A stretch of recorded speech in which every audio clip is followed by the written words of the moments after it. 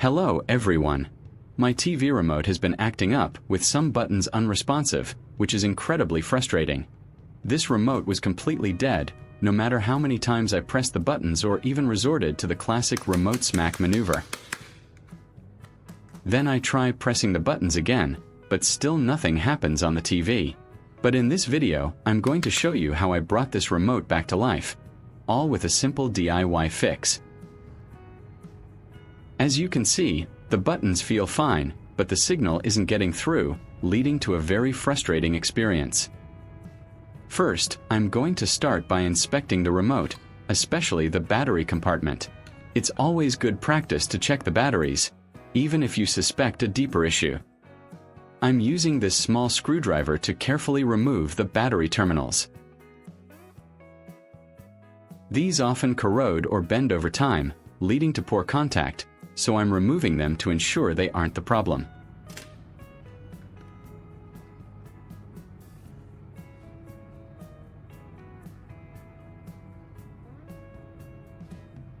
Next, I'm going to use the screwdriver again to carefully pry open the remote's casing.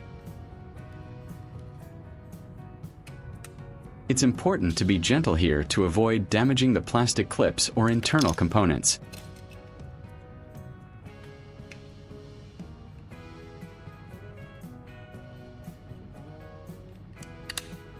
I'm working my way around the edges, listening for those small clicks as the case separates. This meticulous process ensures I don't damage any internal components as I uncover the delicate circuit board and rubber button pad. As you can see, I'm slowly revealing all the inner workings. With the casing open, I can now see the internal components. I'll carefully lift out this brown circuit board. This is where all the magic happens, and it's also where dust and grime tend to build up, affecting conductivity.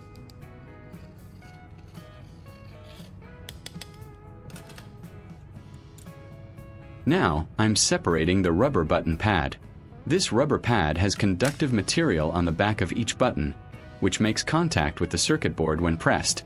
Over time, this material can wear down or get dirty.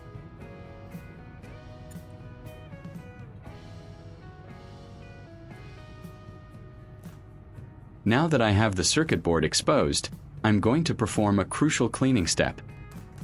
Here I have some 90% ethanol. I'm pouring a small amount into the bottle cap. Ethanol is excellent for cleaning electronics because it evaporates quickly and leaves no residue, helping to restore conductivity without causing damage.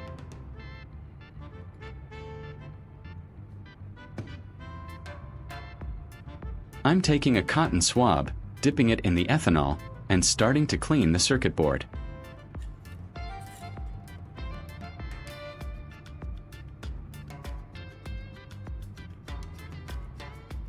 I'll pay special attention to these metallic contact points for each button. Over time, dirt, oils from our fingers, or even minor spills can build up here, creating a non-conductive layer that prevents the buttons from working.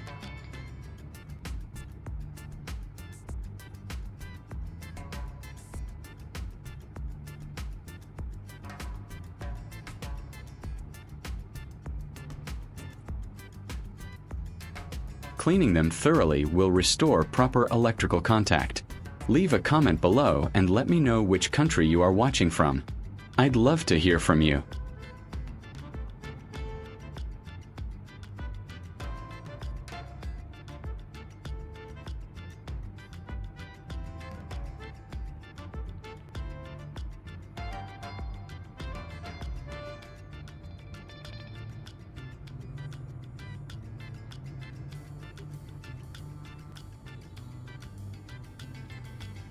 After cleaning the circuit board, I'm now taking the rubber button pad, ready for its own cleaning.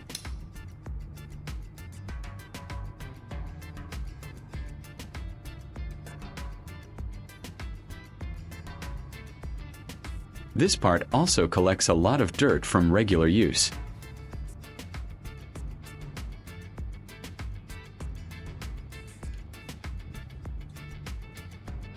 Just like the circuit board, I'll clean the back of the rubber pad with ethanol to remove any residue that might be impeding its function. I'm applying ethanol to the back of the rubber buttons, focusing on the small black conductive circles. These circles are responsible for completing the circuit when pressed. Cleaning them ensures maximum contact and responsiveness.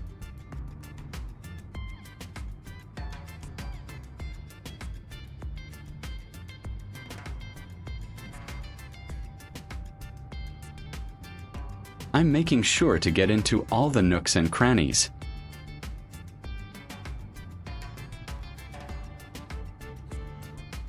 For the main power button, which often gets the most use and wears out, I'm going to create a small repair part. I'm taking a used AAA battery and using pliers to carefully remove the outer metal casing. My goal here is to extract the carbon rod from inside.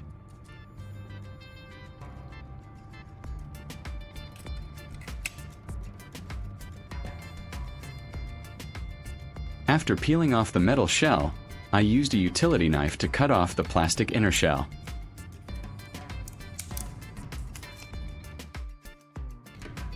I used pliers to carefully remove the carbon rod.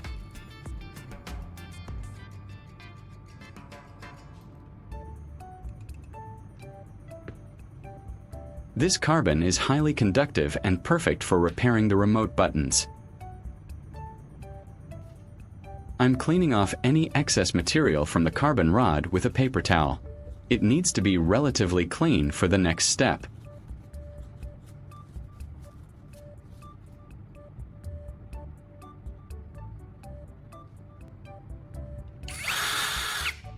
Next, I'm attaching the carbon rod to my drill.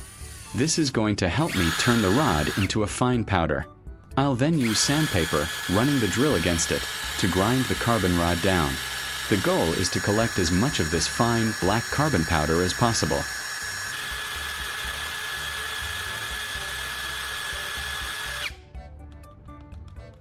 If you find this video interesting, don't forget to like, subscribe, and turn on the notification bell so you don't miss any interesting ideas coming soon. Now for the repair.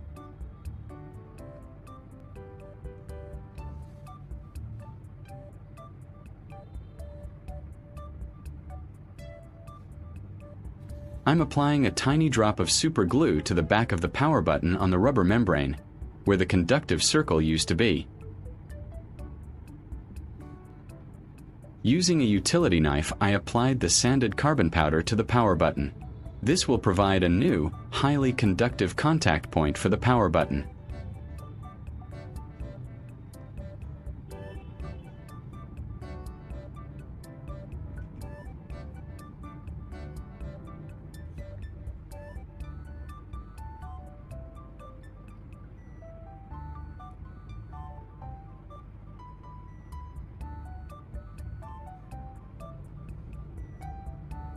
With all the repairs done, it's time to reassemble the remote.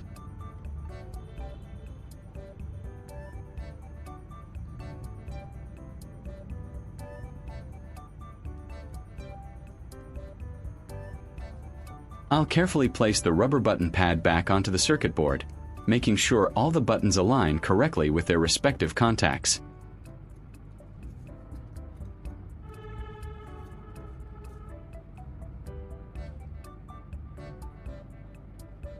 Then, I'm reinserting the circuit board, making sure it snaps perfectly into place.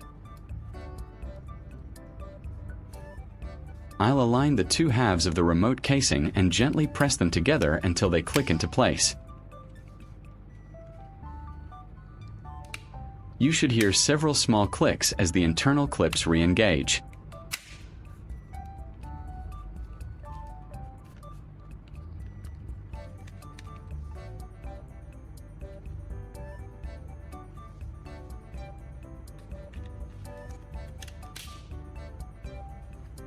Finally, I'm inserting the batteries back into their compartment, making sure they're oriented correctly according to the polarity markings. Then, I'll slide the battery cover back on until it's securely in place. Our remote should now be ready for testing.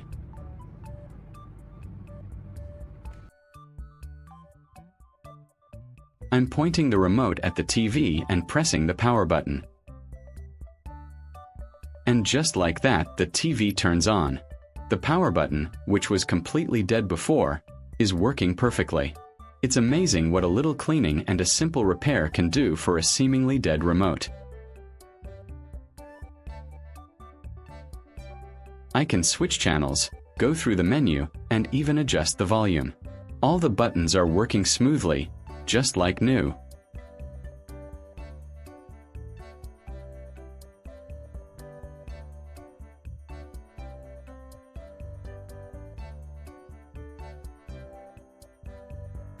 If you found this video helpful, please give it a big thumbs up, share it with your friends, and subscribe to my channel for more DIY tips and tricks.